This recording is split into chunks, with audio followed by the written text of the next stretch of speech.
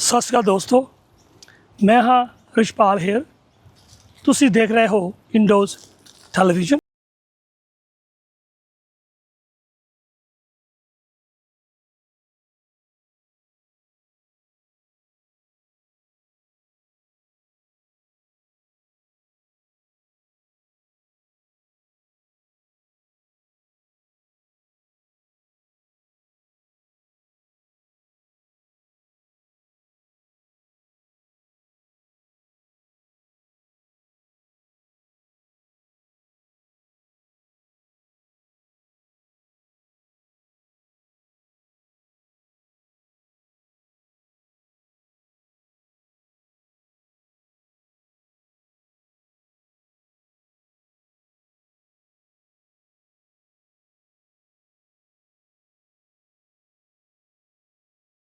ਜੋ ਇਹਨਾਂ ਨੇ ਮੰਜ਼ਰ ਉਸ ਵੇਲੇ ਦੇਖਿਆ।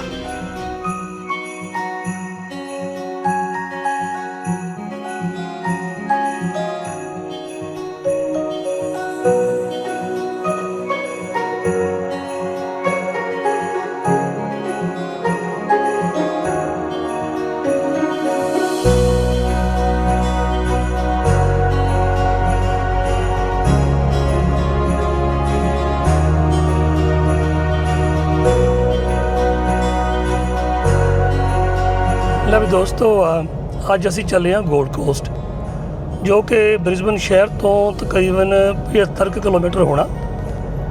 ਬੜਾ ਮਸ਼ਹੂਰ ਏਰੀਆ ਆਸਟ੍ਰੇਲੀਆ ਦਾ। ਆਸਟ੍ਰੇਲੀਆ ਤੋਂ ਬਾਕੀ ਬਾਹਰਲੇ ਮੁਲਕਾਂ ਤੋਂ ਬੜੇ ਲੋਕ ਇੱਥੇ ਹੋਲਡ ਕਰਨ ਆਉਂਦੇ ਆ, ਅਤੇ ਅੱਜ ਅਸੀਂ ਵੀ ਉੱਥੇ ਹੀ ਚੱਲੇ ਆਪਣੀ ਸ਼ਖਸੀਅਤ ਨੂੰ ਮਿਲਣ। ਸ਼ਹਿਰ ਦਾ ਨਾਂ ਹੈ ਐਸ਼ਮੋਰ, ਜੀ ਹਾਂ। ਅਤੇ ਅੱਜ ਉੱਥੇ ਚੱਲੇ ਹਾਂ। ਚਲੋ ਚੱਲਦੇ ਹਾਂ, ਤੁਹਾਨੂੰ ਵੀ ਸ਼ਹਿਰ ਦਿਖਾਉਂਦੇ ਹਾਂ ਅਤੇ ਦੱਸਿਓ ਫਿਰ ਤੁਹਾਨੂੰ ਕਿਵੇਂ ਲੱਗਾ। ਚੰਗਾ ਜੀ, ਉੱਥੇ ਜਾ ਕੇ ਤੁਹਾਡੇ ਨਾਲ ਗੱਲਬਾਤ ਕਰਾਂਗੇ।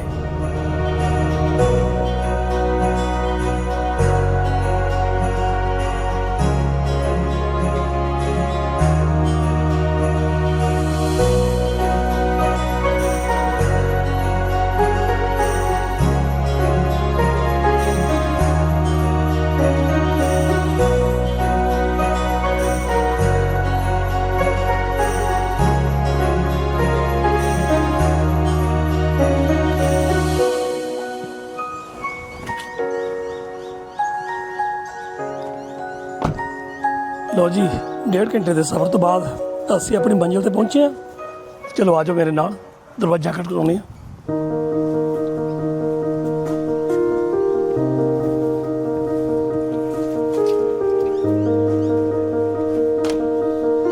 ਸਤਿ ਸ਼੍ਰੀ ਅਕਾਲ ਜਸਵਿੰਦਰ ਸਿੰਘ ਜੀ, ਕੀ ਹਾਲ ਚਾਲ ਨੇ? ਠੀਕ ਠਾਕ ਹੋ?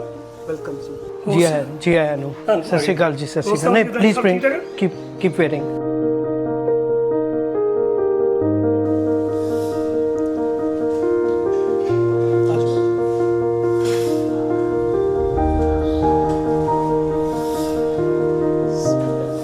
ਸਤਿ ਸ਼੍ਰੀ ਅਕਾਲ ਬਾਪੂ ਜੀ, ਕੀ ਹਾਲ ਚਾਲ ਨੇ?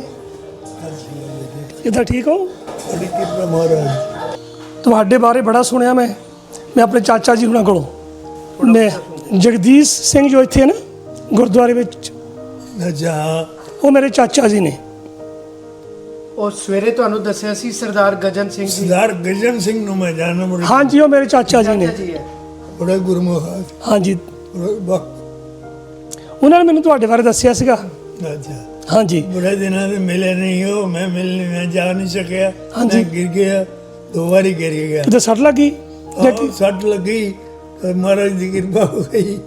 ਹਾਂਜੀ, ਹੁਣ ਠੀਕ ਹੈ, ਹੁਣ ਚੱਲਣਾ ਸ਼ੁਰੂ ਚਲੋ ਹੋ ਗਿਆ। ਵਾਹਿਗੁਰੂ ਦਾ ਲੱਖ ਲੱਖ ਸ਼ੁਕਰ ਹੈ। ਬੱਚੇ ਬੜੀ ਸੇਵਾ ਕਰਦੇ ਹਨ, ਦੋਨੋਂ ਬੱਚੇ ਬਹੂਆਂ ਬੜੀਆਂ ਸੇਵਾ ਕਰਦੇ। ਬੈਠੋ। ਹਾਂਜੀ ਹਾਂਜੀ, ਬੈਨੇ ਅਸੀਂ।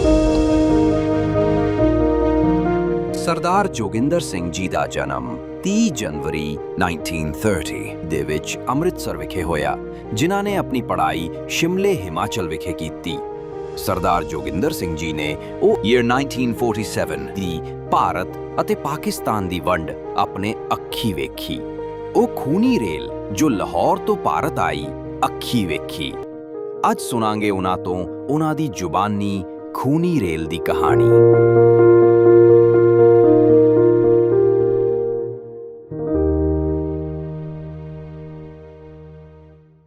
ਲਓ ਦੋਸਤੋ, ਅਸੀਂ ਪਹੁੰਚ ਚੁੱਕੇ ਹਾਂ ਸਰਦਾਰ ਜੋਗਿੰਦਰ ਸਿੰਘ ਜੀ ਹੋਣਾ ਦੇ ਗ੍ਰਹਿ ਵਿਖੇ, ਜਿਵੇਂ ਆਪਾਂ ਪਹਿਲਾਂ ਗੱਲ ਕੀਤੀ ਸੀ ਕਿ 1947 ਦੇ ਜੋ ਸੰਤਾਪ ਸਾਡੇ ਪੰਜਾਬੀਆਂ ਨੇ ਹਟਾਇਆ, ਇਹਨਾਂ ਨੇ ਉਹ ਸਾਰਾ ਕੁਝ ਆਪਣੀ ਅੱਖੀ ਵੇਖਿਆ, ਕਿਵੇਂ ਦੋਨਾਂ ਹੀ ਪਾਸਿਆਂ ਤੋਂ ਲਾਸ਼ਾਂ ਦੇ ਨਾਲ ਭਰੀਆਂ ਹੋਈਆਂ ਗੱਡੀਆਂ ਇੱਧਰੋਂ ਉੱਧਰ ਤੇ ਉੱਧਰੋਂ ਇੱਧਰ ਆਈਆਂ। ਇਹ ਸਾਰੀਆਂ ਗੱਲਾਂ ਇਹਨਾਂ ਦੀ ਜ਼ੁਬਾਨੀ ਆਪਾਂ ਇਹਨਾਂ ਪਾਸੋਂ ਸੁਣੀਆਂ ਨੇ। ਤਾਂ ਮੇਰੀ ਮੁਰਾਦ ਹੈ ਸਰਦਾਰ ਜੋਗਿੰਦਰ ਸਿੰਘ ਜੀ ਉਹਨਾਂ ਕੋਲੋਂ। ਸਤਿ ਸ਼੍ਰੀ ਅਕਾਲ ਬਾਪੂ ਜੀ, ਕੀ ਹਾਲ ਚਾਲ ਨੇ? बड़ी कृपा महाराज जी, बड़ी कृपा। ਕਿੱਦਾਂ ਸਿਹਤ ਠੀਕ ਠਾਕ ਆ? ठीक है। ਹੁਣ ਤੁਹਾਡੀ ਕਿੰਨੀ ਉਮਰ ਹੋ ਗਈ? मैं 96 साल का, 96 ਸਾਲ ਦੇ ਹੋ ਗਏ ਤੁਸੀਂ? 96 साल चलता पिया। ਚੱਲਦਾ ਪਿਆ। ਤੇ ਆਪਣੀ ਜਨਮ ਤਰੀਕ ਕੀ ਆ ਫਿਰ? जन्म 30 जनवरी 1930, 30 ਜਨਵਰੀ 1930। सवेरे 9 बजे। ਬੜੀ ਲੰਬੀ ਉਮਰ ਹੈ ਜੀ ਤੁਹਾਡੀ। ਤਾਂ ਸਿਹਤ ਬਿਲਕੁਲ ਠੀਕ ਆ? ਹਾਂਜੀ ਬਾਪੂ ਜੀ, ਬਹੁਤ ਇਤਿਹਾਸ ਤੁਸੀਂ ਆਪਣੇ ਸੀਨੇ ਅੰਦਰ ਸਾਂਭ ਕੇ ਬੈਠੇ ਹੋ। देखे देखे ਮੈਂ ਦੇਖਿਆ ਕਿ ਤੁਸੀਂ ਇਹ ਕਿਤਾਬਾਂ ਵੀ ਲਿਖੀਆਂ ਨੇ, ਗੁਰਬਾਣੀ ਦਾ ਤਰਜਮਾ ਕੀਤਾ ਹੈ। ਹਾਂਜੀ ਆ ਬੁੱਕ ਵੀ ਦਿਓ, ਰਬਾਬ ਦੇ ਸੁਰ। ਇਹ 2 ਕਿਤਾਬਾਂ ਇਹਨਾਂ ਨੇ ਲਿਖੀਆਂ ਨੇ। ਤੇ ਚਾਰ ਜੇ- ਹੈ, ਚਾਰ। 4 ਲਿਖੀਆਂ ਨੇ चार ਜੀ। बजे। ਤੇ ਇੱਕ ਕਿਤਾਬ ਅਜੇ ਹੋਰ ਲਿਖ ਰਹੇ ਨੇ, ਇਹਦੇ ਬਾਰੇ ਆਪਾਂ ਅੱਗੇ ਚੱਲ ਕੇ ਗੱਲਬਾਤ ਕਰਾਂਗੇ। ਪਰ ਪਹਿਲਾਂ ਬਾਪੂ ਜੀ ਤੁਸੀਂ ਮੈਨੂੰ ਆਪਣੇ ਪਰਿਵਾਰ ਦੀ ਜੋ ਜਾਣਕਾਰੀ ਉਹ ਦਿਓ ਕਿ ਤੁਸੀਂ ਕਿੰਨੇ ਭਰਾ ਹੋ, ਜਾਂ ਆਪਣੇ ਮਾਂ-ਬਾਪ ਬਾਰੇ ਇਨਫੋਰਮੇਸ਼ਨ ਦਿਓ। पिछों दसा, ਹਾਂਜੀ ਪਿੱਛੋਂ ਦੱਸੋ। मेरे वड्डे पाकिस्तान च एक जिला है, ਉਹਨੂੰ ਝੰਗ ਮੰਗਿਆਣਾ ਕਹਿੰਦੇ, ਝੰਗ ਮਗਿਆਨਾ ਉੱਥੋਂ ਆਏ ਸਨ। ਇਹ ਪੰਜਾਬ ਦੇ ਵਿੱਚ ਹੀ ਸੀ? ਨਾ ਉਹ ਅੱਜਕੱਲ ਪਾਕਿਸਤਾਨ ਚ ਹੈ, ਨਹੀਂ, ਪਾਕਿਸਤਾਨ ਦੇ ਪੰਜਾਬ ਦੇ ਏਰੀਆ ਵਿੱਚ ਹੀ ਸੀ? ਪੰਜਾਬ ਦੇ ਵਿੱਚ। ਜੀ। ਉੱਥੋਂ ਆਏ ਸਨ ਸਾਡੇ ਵੱਡੇ। ਸਾਡਾ ਖਾਨਦਾਨ ਸ਼ੁਰੂ ਹੋਇਆ ਹੈ ਬਜ਼ੁਰਗ ਤਾਰਾ ਚੰਦ ਜੀ ਤੋਂ, ਸ਼੍ਰੀ ਤਾਰਾ ਚੰਦ ਤੋਂ। ਉਹਨਾਂ ਨੇ ਉਹ ਤੁਹਾਡੇ ਪੜਦਾਦਾ ਸੀ ਜਾਂ ਬਾਬਾ ਸੀ? ਪੜਬਾਬਾ, ਪੜਦਾਦਾ ਸੀ। ਪੜਬਾਬੇ ਤੋਂ ਵੀ ਉੱਤੇ ਹੋਣਾ।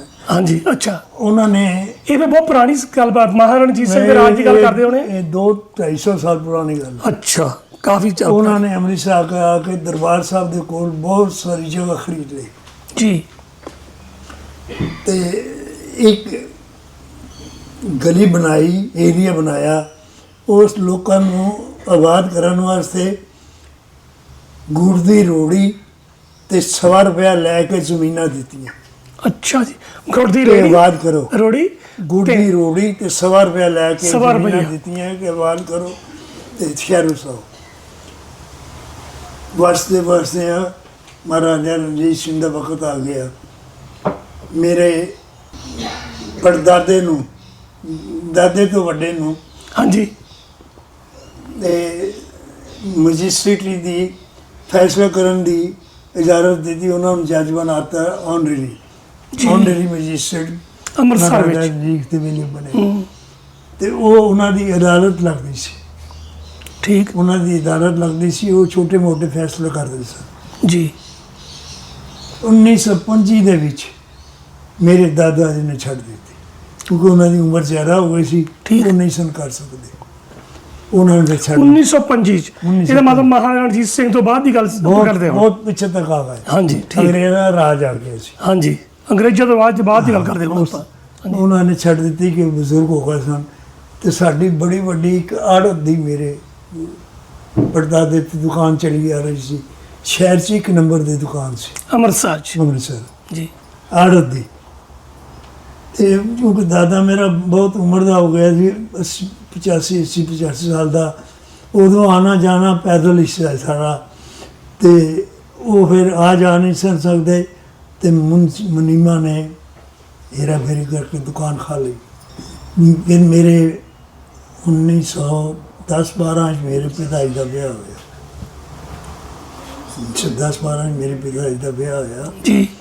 ਤੇ ਮੇਰੇ ਨਾਨਾ ਜੀ ਸ਼ਿਮਲੇ ਅੰਗਰੇਜ਼ਾਂ ਵੱਲੋਂ 1890 ਦੇ ਵਿੱਚ ਪੋਸਟ ਮਾਸਟਰ ਲੱਗੇ ਸਨ। 1890 ਚ ਸ਼ਿਮਲੇ ਦੇ ਪੋਸਟ ਮਾਸਟਰ ਸਨ ਤੁਹਾਡੇ ਨਾਨਾ ਜੀ? ਉਹ ਇੱਕ ਚੀਜ਼ ਹੋਰ ਤੁਹਾਨੂੰ ਦੱਸਾਂ, ਮੇਰੇ ਨਾਨਾ ਜੀ ਸ਼ਿਮਲੇ ਤੋਂ ਤਿੱਬਤ ਅੰਗਰੇਜ਼ਾਂ ਵੱਲੋਂ ਗਏ ਸਨ ਡਾਕਖਾਨਾ ਖੋਲ੍ਹਣ। ਅੱਛਾ, ਸ਼ਿਮਲੇ ਤੋਂ ਅੰਗਰੇਜ਼ਾਂ ਨੇ ਤੁਹਾਡੇ ਨਾਨਾ ਜੀ ਨੂੰ ਤਬੀਅਤ ਭੇਜਿਆ ਤੇ ਮੈਂ ਡਾਕਖਾਨਾ ਭੇਜਿਆ ਖੋਲ੍ਹਣ ਲਈ। 20-25 ਆਦਮੀ ਖੱਚਰਾਂ ਤੇ ਗਏ ਤੇ ਉਹ ਨਾਨਾ ਜੀ ਨੂੰ ਘੋੜਾ ਦਿੱਤਾ। 20-25 ਆਦਮੀ ਨਾਲ ਮਿਲ ਕੇ ਗਏ ਤੇ ਨਾਲ ਗਾਰਡ ਗਏ ਤੇ ਉੱਥੇ ਡਾਕਖਾਨਾ ਤਿੱਬਤ ਖੋਲ੍ਹ ਕੇ ਆਏ। ਅੱਛਾ ਜੀ। ਤੇ ਫਿਰ ਮੇਰੇ ਨਾਨਾ ਜੀ ਰਿਟਾਇਰ ਹੋ ਗਏ। ਮੇਰੇ ਪਿਤਾ ਜੀ ਦਾ ਕੋਈ ਕੰਮ ਨਾ ਰਿਹਾ, ਕੁਝ ਹਾਲਾਤ ਕੋਈ ਗਲਤ ਹੋ ਗਿਆ, ਠੀਕ ਨਾ ਰਿਹਾ ਤੇ ਉਹਨਾਂ ਮੇਰੇ ਨਾਨਾ ਜੀ ਨੇ ਉਹਨਾਂ ਨੂੰ ਸ਼ਿਮਲੇ ਬੁਲਾ ਲਿਆ। ਮੇਰੇ ਨਾਨਾ ਜੀ ਕੋਲ, ਮੇਰੇ ਪਿਤਾ ਜੀ ਕੋਲ ਉਦੋਂ ਸਿਰਫ 50 ਰੁਪਏ ਸਨ। ਠੀਕ। ਉਸ ਵੇਲੇ ਭਾਵੇਂ 50 ਰੁਪਏ ਬੜੇ ਸਨ, ਬਹੁਤ ਜੀ। ਲੇਕਿਨ 2 ਬੱਚੇ ਤੇ 2 ਆਪ, ਖਰਚਾ ਤਾਂ ਖਰਚਾ ਹੀ ਹੈ। ਮੇਰੇ ਨਾਨਾ ਨੇ, ਉਹਨਾਂ ਨੇ ਮੇਨ ਬਾਜ਼ਾਰ ਦੇ ਇੱਕ ਮਕਾਨ, ਉਹਨੂੰ ਗੰਜ ਕਹਿੰਦੇ ਨੇ, ਅਨਾਜ ਮੰਡੀ, ਉੱਥੇ ਮਕਾਨ ਲੈ ਲਿਆ। ਉੱਥੇ ਰਹੇ ਹੋ।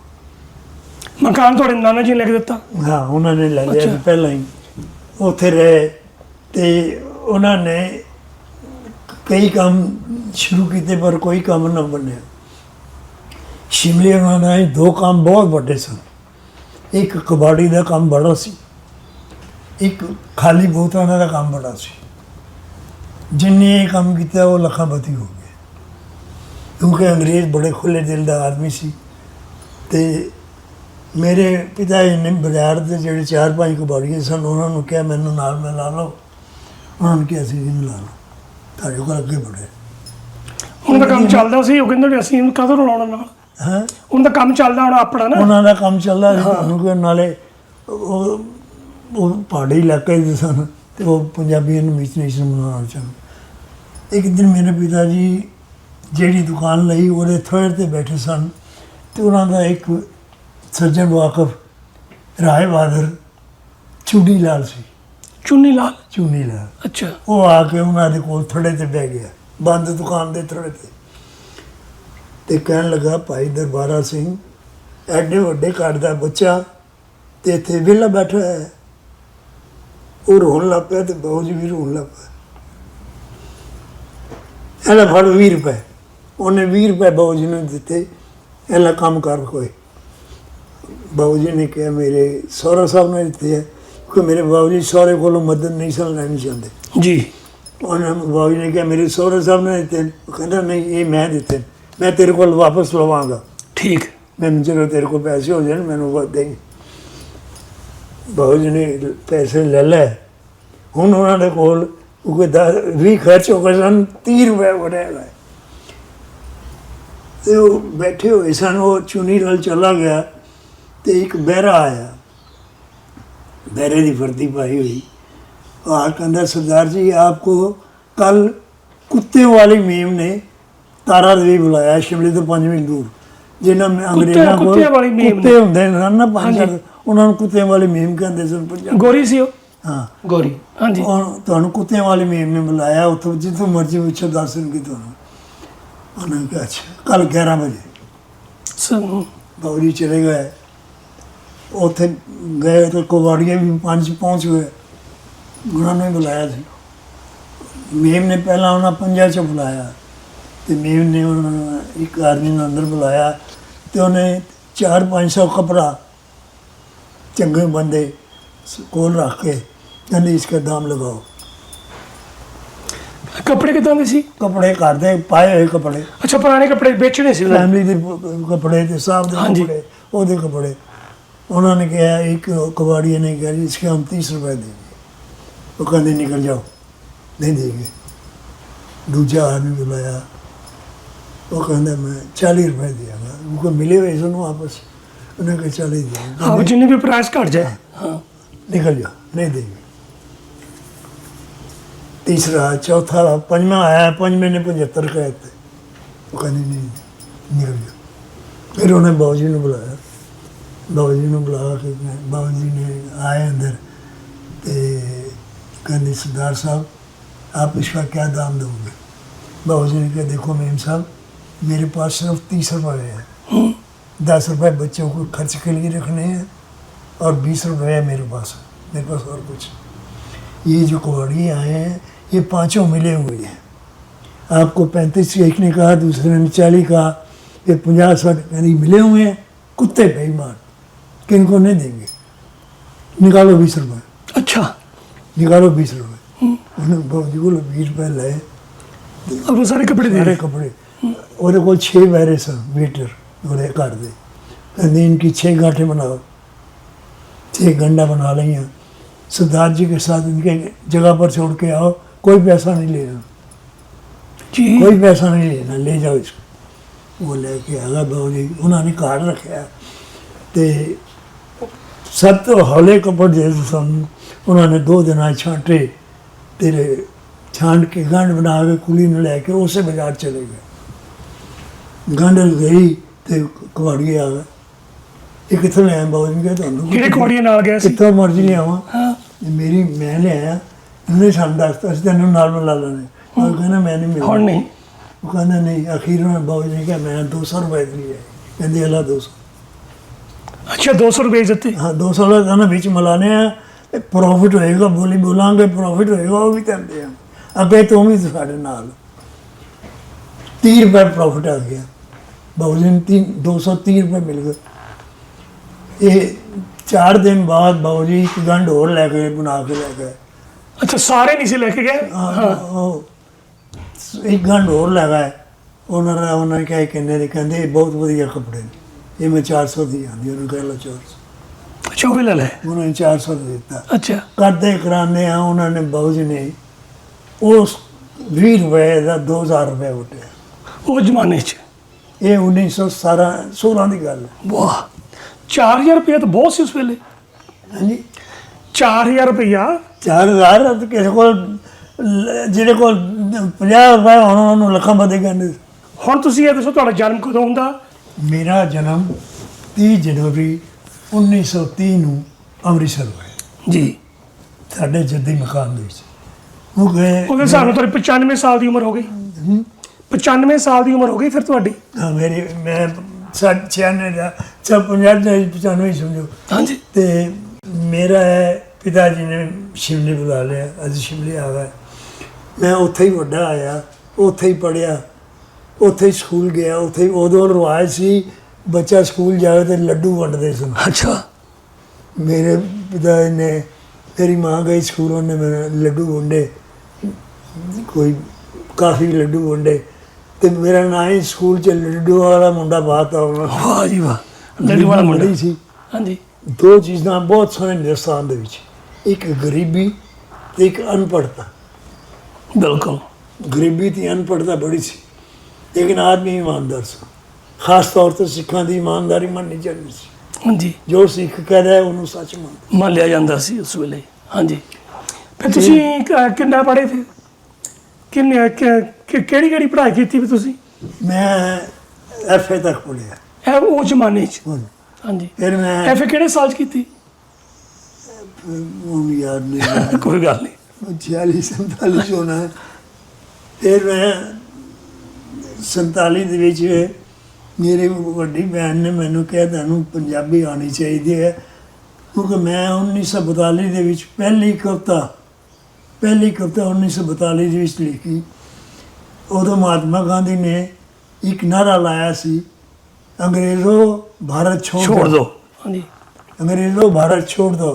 ਉਹਨੂੰ ਅੰਗਰੇਜ਼ੀ 'ਚ ਕਹਿੰਦੇ ਸਨ ਕੁਇਟ ਇੰਡੀਆ। ਹਾਂਜੀ ਤਾਂ ਦੇਸ਼ ਭਗਤੀ ਦੀ ਕਵਿਤਾ ਲਿਖੀ ਹੋਣੀ ਹੈ। ਮੈਂ ਉਹਦੇ ਤੇ ਕਵਿਤਾ ਲਿਖੀ। ਹਾਂਜੀ ਕੋਈ ਯਾਦ ਹੈ ਮਾੜੀ ਮੋਟੀ ਕਿ ਨਹੀਂ? ਨਹੀਂ ਕਵਿਤਾ ਤਾਂ ਹੁਣ ਯਾਦ ਨਹੀਂ, ਬਸ ਇੱਕੋ ਹੀ ਸ਼ੇਰ ਯਾਦ ਹੈ। ਬੋਲ ਦਿਓ, ਸੁਣਾਓ। ਹੱਥਕੜੀਆਂ ਨਹੀਂ ਇਹ ਗਹਿਣੇ ਨੇ, ਮੈਂ ਗਲ ਵਿੱਚ ਆਪਣੇ ਪਾਉਣੇ ਨੇ।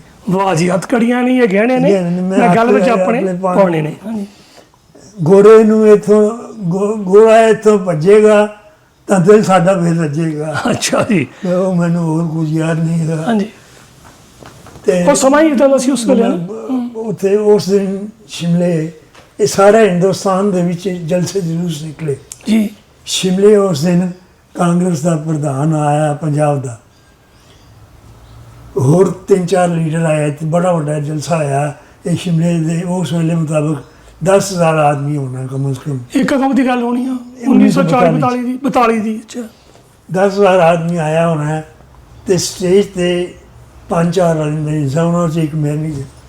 ਤੁਹਾਡੀ ਵਾਰੀ ਵੀ ਆਈ। ਮੇਰੀ ਕੁਰਸੀ 'ਤੇ ਮੈਂ ਬੈਠਾ ਹੋਇਆ ਸਾਂ। ਜਦੋਂ ਕਾਂਗਰਸ ਦਾ ਪ੍ਰੈਜ਼ੀਡੈਂਟ ਬੋਲ ਚੁੱਕਾ, ਉਹਨੇ ਦੱਸਿਆ ਸਾਰੇ ਦੇਸ਼ ਬਾਰੇ ਕਿ ਸਾਨੂੰ ਕੀ ਲੋੜ ਹੈ, ਕੀ ਅਸੀਂ ਚਾਹੁੰਦੇ ਹਾਂ। ਤੇ ਫਿਰ ਉਹਨੇ ਮੇਰਾ ਨਾਂ, ਸਾਡਾ ਕਾਂਗਰਸ ਦਾ ਪ੍ਰੈਜ਼ੀਡੈਂਟ ਸੀ ਦੀਵਾਨ ਚੰਦ ਜੀ ਮੈਨੂੰ ਯਾਦ ਉਹਦਾ ਨਾਂ ਦੀਵਾਨ ਚੰਦ ਸੀ। ਉਹਨੇ ਕਿਹਾ ਹੁਣ ਇੱਕ ਛੋਟਾ ਬੱਚਾ ਤੁਹਾਨੂੰ ਕਵਿਤਾ ਸੁਣਾਏਗਾ। ਮੈਂ ਕਵਿਤਾ ਦੇ 2 ਸ਼ੇਰ ਪੜ੍ਹੇ ਤੇ ਰੌਲਾ ਪੈ ਗਿਆ। ਨੱਚ ਪਏ ਲੋਕ। ਵਾਹ। ਕਾਂਗਰਸ ਦੇ ਪ੍ਰਧਾਨ ਨੇ ਮੈਨੂੰ ਸਟੇਜ ਤੇ ਉਹ ਕੋਈ ਟੇਬਲ ਦੇ ਉੱਤੇ ਖੜਾ ਕਰ ਦਿੱਤਾ ਅੱਛਾ। ਤੇ ਮੇਰੇ ਪਿੱਛੇ ਕੁਰਸੀ ਲੈ ਕੇ ਮਾਈਕ ਮੇਰੇ ਅੱਗੇ ਲੈ ਕੇ ਖਲੋ ਗਿਆ ਤੇ ਮੇਰੀ ਪੀठ ਤੇ ਹੱਥ ਫੇਰੀ ਜੇ ਬੋਲੋ ਬੇਟੇ ਬੋਲੋ, ਜ਼ੋਰ ਸੇ ਬੋਲੋ। ਮੈਂ ਬੋਲੀ ਜਾਵਾਂ। ਜਿਹੜੀ ਕਵਿਤਾ ਮੇਰੀ 2 ਮਿੰਟਾਂ 'ਚ ਮੁੱਕਣੀ ਸੀ ਉਹ 10 ਮਿੰਟ 'ਚ ਇੰਨਾ ਚਿਰ ਲੱਗ ਗਿਆ ਉਹਨੂੰ। ਅੱਛਾ। ਉਹ ਲੋਕਾਂ ਪਿਆਰ ਨੇ ਮਿਲਿਆ। ਬੜਾ ਪਸੰਦ ਕੀਤਾ, ਬਹੁਤ ਰੌਲਾ ਪਿਆ। ਹਾਂਜੀ। ਤੇ ਅਖੀਰ ਮੈਂ ਬੋਲਿਆ, ਹਟ ਗਿਆ। ਜਦੋਂ ਬੈਠ ਗਿਆ ਮੈਨੂੰ ਸਾਰਿਆਂ ਨੇ ਪਿਆਰ ਕੀਤਾ ਤੇ ਕਾਂਗਰਸ ਪ੍ਰਧਾਨ ਬੋਲਿਆ, ਕਹਿੰਦਾ ਜੋ हमने चाहा था वो हम 4 आदमी बोल के नहीं पा सके, जो इस बच्चे की कविता से पा लिया। ਉਹਦੇ ਗੱਲ ਦੇ ਨਾਲ 100 ਰੁਪਏ ਦਾ ਹਾਰ ਪਾਇਆ ਸੀ। ਉਹ ਕਾਂਗਰਸ ਪ੍ਰੈਜ਼ੀਡੈਂਟ ਨੇ ਲਾ ਕੇ ਮੇਰੇ ਗੱਲ 'ਚ ਪਾ ਅੱਛਾ ਜੀ, ਤੁਹਾਡੇ ਗੱਲ ਪਾਤਾ। ਮੇਰੀ ਗੱਲ ਬਾਤ ਦਾ ਗੱਲ ਬੇਟੇ ਕੁਛ ਇਹ 19 ਰੁਪਏ ਮੈਨੂੰ ਉਦੋਂ ਚਾਂਦੀ ਦੇ ਰੁਪਏ ਸੀ, ਮੈਨੂੰ 19 ਰੁਪਏ ਲੋਕਾਂ ਵੱਲੋਂ ਆਏ। ਉਸ ਵੇਲੇ 19 ਰੁਪਏ 19 ਰੁਪਏ ਵੀ ਚਾਂਦੀ ਦੀ ਬਹੁਤ ਕੀਮਤ ਸੀ ਉਸ ਵੇਲੇ। ਮੈਂ ਲੈ ਕੇ ਮੈਨੂੰ ਕਾਂਗਰਸ ਪ੍ਰੈਜ਼ੀਡੈਂਟ ਦੁਕਾਨ ਤੇ ਛੱਡਣ ਆਇਆ। ਮੇਰੇ 2 ਵੱਡੇ ਭਰਾ ਉੱਥੇ ਬੈਠੇ ਹੋਏ ਸਨ ਤੇ ਉਹਨੇ ਪ੍ਰਧਾਨ ਨੇ ਕਿਹਾ, ਸਰਦਾਰ ਜੀ ਅੱਜ तो कमाल हो गई। भरा ने पूछा क्या बात हुई? कहते आज का सारा जलसा इस बच्चे के नाम, आज का सारा जलसा इस बच्चे के नाम। मैं कहा, ਮੇਲਾ ਲੁੱਟ ਲਿਆ ਜੀ। मैं कहा मैंने 19 रुपये नाम मिल गया। रानी का 19 रुपये। मैं क्या, वो प्रेसिडेंट कहता ये 100 रुपये का हार है, ये भी मिला।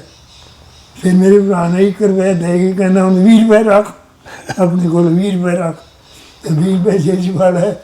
ਤੁਸੀਂ 1947 ਦੇ ਵਿੱਚ ਤੁਹਾਡੀ ਉਮਰ ਤਕਰੀਬਨ 17 17.5 ਸਾਲ 18 ਸਾਲ ਸੀ। 18ਵਾਂ ਸਾਲ ਜਾਂਦਾ ਸੀ ਤੁਹਾਨੂੰ। ਹੁਣ ਉਹ ਦੌਰਾਨ ਤੁਸੀਂ ਸ਼ਿਮਲੇ ਰਹਿੰਦੇ ਸੀ। शिमले मैं 90 साल शिमले रहा। ਹਾਂਜੀ। ਉੱਥੇ ਜਦੋਂ ਗੱਲਾਂ ਚੱਲ ਪਈਆਂ, ਆਜ਼ਾਦੀ ਦੀਆਂ ਗੱਲਾਂ ਚੱਲ ਪਈਆਂ, ਪਾਕਿਸਤਾਨ ਤੇ ਇੰਡੀਆ ਦੇ ਵੱਖਰੇ ਵੱਖਰੇ ਹੋਣ ਦੀਆਂ ਗੱਲਾਂ ਚੱਲ ਪਈਆਂ, ਉਸ ਵੇਲੇ ਮਾਹੌਲ ਕਿਹੋ ਜਿਹਾ ਸੀ ਉੱਥੇ? उस वेले बड़ा वधिया माहौल सी। मुसलमान हिंदू इकट्ठे मिल के रहते सन। ਹਾਂਜੀ। कोई तफरका नहीं सी, कोई ऊंच नहीं सी। ਅਸੀਂ ਉਹਨਾਂ ਦੇ ਘਰ ਜਾਂਦੇ ਸਾਂ, ਉਹ ਸਾਡੇ ਘਰ ਆਉਂਦੇ ਸਨ। ਕੋਈ ਤਫਰਕਾ ਨਹੀਂ। ਮੇਰੇ ਅੱਧੇ ਦੋਸਤ ਮੁਸਲਮਾਨ ਸਨ। ਅਸੀਂ ਉਹ ਗੋਲੀਆਂ ਕੰਚੇ ਹੁੰਦੇ ਸਨ, ਅਸੀਂ ਇਕੱਠੇ ਖੇਡਣੇ ਹੁੰਦੇ ਸੀ। ਹਾਂਜੀ। ਟੋਲੀਆਂ ਬਣਾ ਕੇ ਖੇਡਣੇ ਸਨ। ਤੇ ਇਹ ਹਾਲਾਤ ਨੇ ਕੁਝ ਉਦੋਂ ਜਦੋਂ ਰਿਫਿਊਜੀ ਆਉਣੇ ਸ਼ੁਰੂ ਹੋਏ, ਸਭ ਤੋਂ ਪਹਿਲਾ ਜੱਥਾ ਰਿਫਿਊਜੀਆਂ ਦਾ ਮਾਰਚ 1947 ਵਿੱਚ ਪਿਸ਼ੌਰ ਤੋਂ ਆਇਆ। ਪਹਿਲਾ ਜਥਾ ਤੁਹਾਡੇ ਕਹਿਣ ਦਾ ਰਿਫਿਊਜੀ ਆਏ ਪਾਕਿਸਤਾਨ ਤੋਂ? ਪਿਸ਼ੌਰ ਤੋਂ ਆਇਆ। ਪਿਸ਼ੌਰ ਤੋਂ ਆਏ। ਉਹ ਸਾਰੇ ਤਕਰੀਬਨ ਸਰਦਾਰ ਸਨ। ਅੱਛਾ। ਉਹ ਆਏ ਤੇ ਉਹਨਾਂ ਨੇ ਦੱਸਿਆ, ਉਹ ਲੋਕਾਂ ਦੇ ਦਿਲ ਕੰਬ ਗਏ। ਉਹ ਉੱਥੋਂ ਉਹਨਾਂ ਦੀ ਹਾਲਤ ਦੇਖ ਕੇ, ਉੱਥੋਂ ਨੇ ਉਹਨਾਂ ਜੋ ਉਹਨੇ ਕਹਾਣੀਆਂ ਸੁਣਾਈਆਂ, ਗੱਲਾਂ ਸੁਣ ਕੇ, ਜ਼ੁਲਮ ਸੁਣ ਕੇ, ਕਿਸ ਤਰ੍ਹਾਂ ਦੁਕਾਨਾਂ ਲੁੱਟੀਆਂ, ਕਿਸ ਤਰ੍ਹਾਂ ਘਰ-ਬਾਰ ਸਾਡੇ ਲੁੱਟੇ ਹੋਏ। ਨਾਲੇ ਇੱਕ ਚੀਜ਼ ਤੁਹਾਨੂੰ ਦੱਸਾਂ, ਹਿੰਦੂ ਸਿੱਖ ਦੇ ਘਰ ਦੇ ਵਿੱਚ ਕੁਝ ਚੀਜ਼ਾਂ ਹੁੰਦੀਆਂ, ਮੁਸਲਮਾਨ ਦੇ ਘਰ ਇੰਨੀ ਚੀਜ਼ਾਂ ਨਹੀਂ ਹੁੰਦੀਆਂ। ਇੱਕ ਚੀਜ਼ ਸਾਡੇ ਚੌਕੇ ਦੇ ਵਿੱਚ 400-500 ਦਾ ਸਮਾਨ ਹੁੰਦਾ। ਮੁਸਲਮਾਨਾਂ ਦੇ ਚੌਕੇ ਦੇ ਵਿੱਚ ਮਿੱਟੀ ਦੀ ਹਾਂਡੀ, ਮਿੱਟੀ ਦਾ ਪਤੀਲਾ, ਮਿੱਟੀ ਦੇ ਗਲਾਸ, ਮਿੱਟੀ ਦੀ ਥਾਲੀ, ਮਿੱਟੀ ਦੀ ਪਰਾਤ ਤੇ ਮਿੱਟੀ ਦੇ ਭਾਂਡੇ ਹੁੰਦੇ ਸਨ। ਪਰ ਇਹ ਤਾਂ ਸ਼ਾਇਦ ਹੋ ਸਕਦਾ ਕਿ ਜਿਹੜੇ ਮਿਡਲ ਕਲਾਸ ਸੀਗੇ ਉਹਨਾਂ ਕੋਲ ਸਾਰਾ ਕੁਝ ਹੁੰਦਾ ਸੀ, ਜਿਹੜੇ ਗਰੀਬ ਗੁਰਬੇ ਹੁੰਦੇ ਚਾਹੇ ਹਿੰਦੂ ਸੀ ਮੁਸਲਮਾਨ ਸੀ, ਉਹਨਾਂ ਪਾਸ ਨਹੀਂ ਸੀ। ਇਸੇ ਭਾਂਡਿਆਂ 'ਚ ਹੀ ਰਹਿੰਦੇ ਸੀ। ਹਾਂਜੀ। ਲੇਕਿਨ ਹਿੰਦੂਆਂ ਸਿੱਖਾਂ ਦੇ ਘਰਾਂ 'ਚ ਇਹ ਗੱਲਾਂ ਨਹੀਂ ਸੀ। ਹਾਂ। ਅੱਛਾ, ਫਿਰ ਤੁਸੀਂ ਪਹਿਲਾਂ ਮੈਨੂੰ ਦੱਸਦੇ ਸੀ, ਆਪਾਂ ਗੱਲਾਂ ਕਰਦੇ ਸੀ ਕਿ ਇੱਕ ਗੱਡੀ ਪਾਕਿਸਤਾਨ ਚੋਂ ਆਈ ਸੀਗੀ, ਲਾਸ਼ਾਂ ਨਹੀਂ ਭਰੀ, ਮਾਰਚ ਉਹਦੇ ਬਾਰੇ ਨੂੰ ਦੱਸੋ। ਲਾਸ਼ਾਂ ਦੀ ਭਰੀ ਗੱਡੀ ਹੋਈ। ਮੈਂ ਮਾਂ ਨੂੰ ਅਖਬਾਰ ਸੁਣਾ ਰਿਹਾ ਸਾਂ ਤੇ ਰੌਲਾ ਪਿਆ। ਮਾਂ ਨੇ ਮੈਨੂੰ ਕਿਹਾ ਜਾ ਗਲੀ 'ਚ ਦੇਖ ਕੇ ਰੌਲਾ ਕਿਉਂ ਪੈਂਦਾ ਪਿਆ, ਬਹੁਤ ਰੌਲਾ ਹੈ। ਮੈਂ ਗਿਆ ਤੇ ਪਤਾ ਲੱਗਾ 15-20 ਆਦਮੀ ਸਨ। ਉੱਥੋਂ ਪਤਾ ਲੱਗਾ ਕਿ ਪਾਕਿਸਤਾਨ ਤੋਂ ਗੱਡੀ ਆਈ ਹੈ, ਉਹ ਵੱਢੀ ਗਈ, ਸਾਰੀ ਗੱਡੀ ਵੱਢ ਦਿੱਤੀ ਹੈ ਤੇ ਉਹ ਅੰਮ੍ਰਿਤਸਰ ਸ਼ਹਿਰ ਤੋਂ 7-8 ਮੀਲ ਦੂਰ ਪਰੇ ਖੜੀ ਹੈ, ਛੇਟਰ ਸਟੇਸ਼ਨ ਦੇ ਆਊਟਯਾਰਡ ਵਿੱਚ। ਜੀ। ਮਾਂ ਨੇ ਮੈਨੂੰ ਕਿਹਾ ਸਾਈਕਲ ਤੇ ਜਾ ਦੇਖ ਕੇ ਆ। ਅਫਵਾਹ ਨਹੀਂ ਅਸੀਂ ਮੰਨਦੇ, ਉੱਥੇ ਜਾ ਕੇ ਦੇਖ ਕੇ ਆ। ਮੈਂ ਗਿਆ ਤੇ ਭੀੜ ਬੜੀ ਸੀ, ਇੰਜਨ ਦੇ ਅੱਗੇ ਮਿਲਟਰੀ ਖੜੀ ਸੀ ਤੇ ਮੈਂ ਅਖੀਰ ਹੁੰਦਾ ਇੱਕ ਬਾਗ ਦੇ ਵਿੱਚੋਂ ਲੰਘ ਕੇ ਗੱਡੀ ਦੇ ਅਖੀਰ ਤੱਕ ਪਹੁੰਚ ਗਿਆ। ਜਦੋਂ ਅੱਗੇ ਗਿਆ ਤੇ ਇੱਕ ਹਵਾਲਦਾਰ ਸਰਦਾਰ ਸਾਹਿਬ ਸਨ, उन्होंने आवाज़ मारी खड़े हो जाओ हट। मैं खड़ा हो गया, वो मेरे को आए कहते किधर चले। मैं कहा मैं गड्डी देखने आया। कहते गड्डी जी अगे नहीं जा सकता, मिलिट्री का पैर जे तेन मैं अगे जान देता तो मेरी नौकरी जाएगी, तेन अगे नहीं जान। मैं कहा मैं बड़ी दूरों आया। कहते कितों आया? मैं कहा मैं शिमले तो आया। शिमले का मेरा भरा रहिंदा। मैं कहा कितने? कहती कितने बाजार लोर बाजार है कोई? मैं कहा हाँ जी। मैं की नंबर है उहदी दुकान का? कहता 125 नंबर। मैं कहा 120 नंबर तो मेरी दुकान का नंबर। अच्छा सर गुआंढी सी? हाँ मैं कहा तो कोल ही है मेरे कि मैं कहा ਉਹਦਾ ਨਾਂ ਦਾ ਫਲਾਣਾ ਸਿੰਘ ਹੈ, ਧਰਮ ਸਿੰਘ ਹੈ। मैं कहता हाँ धर्म सिंह मेरा छोटा भरा। ਉਹ ਤੇ ਕਹਿੰਦਾ ਜਾ ਗੱਡੀ ਦੇ ਪਹਿਲੇ 2 ਫੁੱਟਿਆਂ ਤੇ ਖਲੋ ਕੇ ਸ਼ੀਸ਼ੇ ਦੇ ਵਿੱਚੋਂ ਵੇਖ ਲੈ। ਬਹੁਤੀ ਦੇਰ ਨਾ ਖਲੋਈ ਬਾਹਰੇ ਤੇ ਬੂਹੇ ਤੇ ਭਾਰ ਨਾ ਪਾਈ, ਜੇ ਬੂਹੇ ਤੇ ਭਾਰ ਪਾਇਆ ਤਾਂ ਲੋਕ ਬਾਹਰ ਆ ਜਾਏਗਾ। ਮੈਂ ਗਿਆ हैंडल ਫੜ ਕੇ ਮੈਂ ਲਟਕ ਗਿਆ ਤੇ ਮੈਂ ਸ਼ੀਸ਼ੇ ਨੂੰ ਦੇਖਿਆ। ਸ਼ੀਸ਼ੇ 'ਚ ਜੋ ਮੈਂ ਵੇਖਿਆ ਮੇਰਾ ਦਿਮਾਗ ਛਲ ਹੋ ਗਿਆ, ਦਿਮਾਗ ਖਰਾਬ ਹੋ ਗਿਆ। ਲਾਸ਼ਾਂ ਦੇ ਉੱਤੇ ਲਾਸ਼ਾਂ, ਬੱਚੇ, ਜਨਾਨੀਆਂ, ਵੱਡੇ ਬਜ਼ੁਰਗ, ਜਵਾਨ ਵੱਡੇ ਹੋਏ, ਕਿਸੇ ਦੀ ਲੱਤਾਂ ਵੱਡੀਆਂ, ਕਿਸੇ ਦੀ ਬਾਂਹ ਵੱਡੀ ਹੈ, ਕਿਸੇ ਦਾ ਸਿਰ ਵੱਢਿਆ, ਕਿਸੇ ਦਾ ਪੇਟ ਵੱਢਿਆ ਹੈ, ਵੱਡੇ ਹੋਏ ਪਏ ਹੋਏ ਸਨ ਉੱਥੇ। 3-4 ਮਿੰਟ ਬਾਅਦ ਸਰਦਾਰ ਜੀ ਦੀ ਆਵਾਜ਼ ਆਈ, बेटे आ जा थले। मैं बोल ना सकिया। मैं कही मेरी उम्र भी थोड़ी बहुत न्याणी सी, 17-18 से आप गल करते हैं। मैं कहा मेरी बांह फड़ो। मेरी उन्हें बांह फड़ के मैंने उतारे, बाल दे बीच आ गए। कहता इस तरह सारियां गड्डी दे होर भी सी गड्डियां? सारी गड्डी दे 12 डब्बे, वड्डी मेन गड्डी दे 13 डब्बे होंगे। ठीक। वो कहते 12 डब्बे इस तरह उड़े भरे लौने भरे। मैं बड़ा हैरान होया। हैरानी की गल यह है भी किदा भरावां वांग वास्ते लोग एकदम किवें बदल गए। उस तो 2 दिन बाद ब्यासा दरिया के पुल ते गड्डियां रोकियां दो, ते दो गड्डियां मुसलमानों ने वढ़ के पाकिस्तान भेज देते हैं। इंजन के अगे लिख के ला रहा तुम एक गाड़ी काटोगे, हम 2 गाड़ियाँ काटेंगे। देखो वैशी पड़ा। मेरे उस बाद गड्डियाँ नहीं कट्टी गई। से गड्डी उधरों कट्टी हुई आई तो 2 इधरों गई। फिर बंद हो वो इक्का दुक्के का करते रह गए। तो फिर मैं घर आके मेरे ते इन्ना असर होया कि मैं साइकिल ते चढ़ना ही भूल गया। ते मैं साइकिल लैके गए पर साइकिल नाल उधर लैके तुरे आए। ਉੱਥੋਂ 7 ਮੀਲ 8 ਮੀਲ ਮੈਂ ਪੈਦਲ ਤੁਰਦਾ ਆਇਆ। ਜਿਹੜਾ ਘੰਟੇ ਸਵਾ ਘੰਟੇ ਦਾ ਰਸਤਾ ਸੀ ਉਹ ਮੈਂ 5-6 ਘੰਟਿਆਂ 'ਚ ਪੂਰਾ ਕੀਤਾ। ਮੈਂ ਘਰ ਪਹੁੰਚਿਆ, ਮਾਂ ਨੇ ਪੁੱਛਿਆ, ਮੈਂ ਦੱਸਿਆ, ਚਾਹ ਪੀਤੀ ਤੇ ਮੈਂ ਜਾ ਕੇ ਸੌ ਗਏ। ਦੂਸਰੇ ਮਾਂ ਨੇ ਸਵੇਰੇ ਫਿਰ ਖਵਾਇਆ ਬੁਲਾਇਆ ਤੇ ਮੈਂ ਫਿਰ ਜਾ ਕੇ ਬੈਠ ਕੇ ਅਖਬਾਰ ਪੜ੍ਹਨ ਲੱਗ ਪਿਆ। ਮਾਂ ਨੇ ਮੈਨੂੰ ਪੁੱਛਿਆ ਹੋਰ ਕੀ ਤੂੰ ਦੇਖਿਆ? ਮੈਂ ਸਾਰਾ ਦੱਸਿਆ। ਇੰਨੀ ਦੇਰ ਦਿਮਾਗ ਠੀਕ ਹੈ? ਮੈਂ ਕਿਹਾ ਠੀਕ ਹੈ। ਮੈਨੂੰ ਉਹੀ ਗੱਡੀ ਚਲਾਉਂਦੀ ਗਈ। ਉਹਨੇ ਮੇਰੇ ਪਿਤਾ ਜੀ ਨੂੰ ਕਿਹਾ ਇਹਦਾ ਦਿਮਾਗ ਠੀਕ ਖਰਾਬ ਹੋ ਗਿਆ, ਇਹਨੂੰ ਅਸਰ ਹੋਇਆ, ਇਹਨੂੰ ਸ਼ਿਮਲੇ ਲੈ ਜਾ। ਉਹ ਠੀਕ ਹੋਈ। ਮੇਰੇ ਬਾਬੂ ਜੀ ਰਾਤੀ ਗੱਡੀ ਚੜੇ, ਅਸੀਂ ਸ਼ਿਮਲੇ ਆ। तो शिमले का माहौल किहो जिहा सी उस वेले? शिमले का माहौल किहो जिहा सी? शिमले का माहौल बिल्कुल शांत सी। उत्थे कोई लड़ाई झगड़ा है नहीं सी? ਉਹ ਫਿਰ ਮਾਰਚ ਤੋਂ ਫਿਰ ਸ਼ੁਰੂ ਹੋਇਆ। ਇਹ ਫਰਵਰੀ ਦੀ ਗੱਲ ਹੈ, ਜਨਵਰੀ ਫਰਵਰੀ। हाँ जी। ਇਹ ਫਿਰ ਮਾਰਚ ਤੋਂ ਫਿਰ ਉੱਥੇ ਪਹਿਲਾ ये जनवरी फरवरी किहड़ी 47 ਵਿੱਚ ਆਪਣੀ ਵੰਡ ਹੁੰਦੀ ਹੈ ਨਾ? 47 ਫਿਰ 47 ਤੋਂ ਬਾਅਦ ਤਾਂ ਲੋਕ ਆਉਣੇ ਸ਼ੁਰੂ ਹੋ ਗਏ। नहीं मेरा कहने का भाव ਆਪਾਂ ਗੱਲ ਕਰਦੇ ਸੀ ਜਿਹੜੀ ਗੱਡੀ ਵੱਡੀ ਆਈ ਸੀ ਪਹਿਲਾਂ ਫਰਵਰੀ ਚ ਆ ਗਈ ਸੀ। ਫਰਵਰੀ ਮਾਰਚ ਨੇ ਇਸ ਗੱਲਾਂ ਪਾਰਟੀਸ਼ਨ ਤੋਂ ਪਹਿਲਾਂ ਹੋਏਗਾ। ਹਾਂ ਫਰਵਰੀ 'ਚ ਹੀ ਹੋਣਾ ਹੈ, ਕਿਉਂਕਿ ਮਾਰਚ ਵਿੱਚ ਤਾਂ ਰਿਫਿਊਜੀ ਆ ਗਏ ਸਨ। ਹਾਂ ਤੇ ਫਿਰ ਚਲੋ ਚੜੀ। ਇੰਨੀ ਸ਼ਿਮਲੇ ਇੰਨੀ ਰੌਣਕ ਹੋ ਗਈ, ਇੰਨਾ ਲੱਗਣ ਲੱਗ ਪਿਆ ਕਿ ਸਾਰਾ ਪੰਜਾਬ ਸ਼ਿਮਲੇ ਆ। ਮਿਨਿਸਟਰੀ ਜਿਹੜੇ ਪਾਕਿਸਤਾਨ ਚੋਂ ਆਏ ਸੀ ਲੋਕ ਪਾਕਿਸਤਾਨ ਤੋਂ ਬਹੁਤ ਸਾਰੇ ਲੋਕ ਸ਼ਿਮਲੇ ਆ ਗਏ। ਸ਼ਿਮਲੇ ਇੰਨੀ ਦੁਨੀਆ ਹੋ ਗਈ ਕਿ 5 ਗਜ ਚੌੜੀ ਸੜਕ ਨੂੰ ਟੱਪਣ ਵਾਸਤੇ 10 ਮਿੰਟ ਲੱਗ ਜਾਂਦੇ ਸੀ। ਅੱਛਾ ਇੰਨੀ ਦੁਨੀਆ ਸੀ, ਤੁਰਿਆ ਨਹੀਂ ਸੀ ਜਾਂਦਾ। ਉਹ ਫਿਰ ਇੰਨੀ ਦੂਰ ਜਿਹੜੇ ਆਏ ਸੀ ਉਹ ਕੀ ਕੰਮ ਕਾਰ ਕਰਦੇ ਸੀ ਉੱਥੇ? ਫਿਰ ਉਹ ਕੰਮ ਕਾਰ ਕੀ ਕਰਦੇ ਸੀ ਵਿਚਾਰੇ ਜਿਹੜੇ ਉੱਧਰੋਂ ਆਏ ਸੀ? ਉਹ ਕਈ ਕੰਮ ਕਰਦੇ ਆ, ਹਰ ਇੱਕ ਦੇ ਆਪੋ ਆਪਣੇ ਵੱਖਰੇ ਕੰਮ ਸਨ। ਇੱਕ ਚੀਜ਼ ਇੱਕ ਵਾਕਿਆ ਹੋਇਆ ਅੰਮ੍ਰਿਤਸਰ ਕਿ ਅੰਮ੍ਰਿਤਸਰ ਜਦੋਂ ਰਿਫਿਊਜੀ ਆਉਣਾ ਸ਼ੁਰੂ ਹੋਏ, ਇੱਕ ਦਿਨ ਮੇਰੇ ਭਰਾ ਤੇ ਮੇਰੇ ਪਿਤਾ ਜੀ ਨੇ ਦਸੂਤੀ ਦੀਆਂ 70-80 ਚਾਦਰਾਂ ਇਕੱਠੀਆਂ ਕੀਤੀਆਂ ਤੇ ਸਾਈਕਲ ਦੇ ਪਿੱਛੇ ਬੰਨ੍ਹ ਕੇ ਅਸੀਂ ਰਿਫਿਊਜੀ ਕੈਂਪ 'ਚ ਉਹਨਾਂ ਨੂੰ ਰਿਫਿਊਜੀਆਂ ਨੂੰ ਵੰਡਣ ਚਲੇ ਗਏ। ਜਦੋਂ ਉੱਥੇ ਗਏ ਤਾਂ ਲੋਕ ਲਾਈਨਾਂ 'ਚ ਬੈਠੇ ਹੋਏ ਸੀ, ਕੋਈ ਪੂੜੀਆਂ ਦੇ ਰਿਹਾ ਸੀ, ਕੋਈ ਰੋਟੀਆਂ ਦੇ ਰਿਹਾ ਸੀ। ਅਸੀਂ ਇੱਕ ਇੱਕ ਚਾਦਰ ਦਿੱਤੀ, ਇੱਕ ਬਜ਼ੁਰਗ ਨੂੰ ਚਾਦਰ ਦਿੱਤੀ ਮੇਰੇ ਪਿਤਾ ਜੀ ਨੇ, ਤੇ ਉਹ ਰੋਣ ਲੱਗ ਪਿਆ। ਮੇਰੇ ਪਿਤਾ ਜੀ ਪੁੰਜੇ ਬੈਠ ਕੇ ਚੌਕੜੀ ਮਾਰ ਕੇ ਬੈਠ ਗਏ ਤੇ ਕਹਿੰਦੇ ਭਾਗਿਆ ਜੀ ਕੀ ਗੱਲ ਹੋਈ, ਕਿਉਂ ਰੋਂਦੇ ਹੋ? ਤੇ ਉਹ ਰੋਈ ਗਿਆ। ਫਿਰ ਉਹ ਜਦੋਂ ਚੁੱਪ ਕੀਤਾ ਤੇ ਕਹਿਣ ਲੱਗਾ, ਪੁੱਤਰ ਕੱਲ ਮੈਂ ਇਹੋ ਕੰਮ ਕਰਨਾ ਸੀ, ਕੱਲ ਮੈਂ ਵੰਡਣਾ ਸਾਂ, ਅੱਜ ਮੇਰੇ ਹੱਥ ਅੱਡੇ ਆ। ਅੱਜ ਮੈਂ ਹੱਥ ਅੱਡੇ। ਇਹੋ ਜਿਹਾ ਹਾਲ ਸੀ ਲੋਕਾਂ ਦਾ, ਤੇ ਕੋਈ ਚੁੱਪ ਕਰਾਉਣ ਵਾਲਾ ਵੀ ਨਹੀਂ ਸੀ, ਕੋਈ ਚੁੱਪ ਕਰਾਉਣ ਵਾਲਾ ਵੀ ਨਹੀਂ ਸੀ। ਸਭ ਕੁਝ ਦਿੰਦੇ ਸਨ, ਮਦਦ ਕਰਦੇ ਸਨ।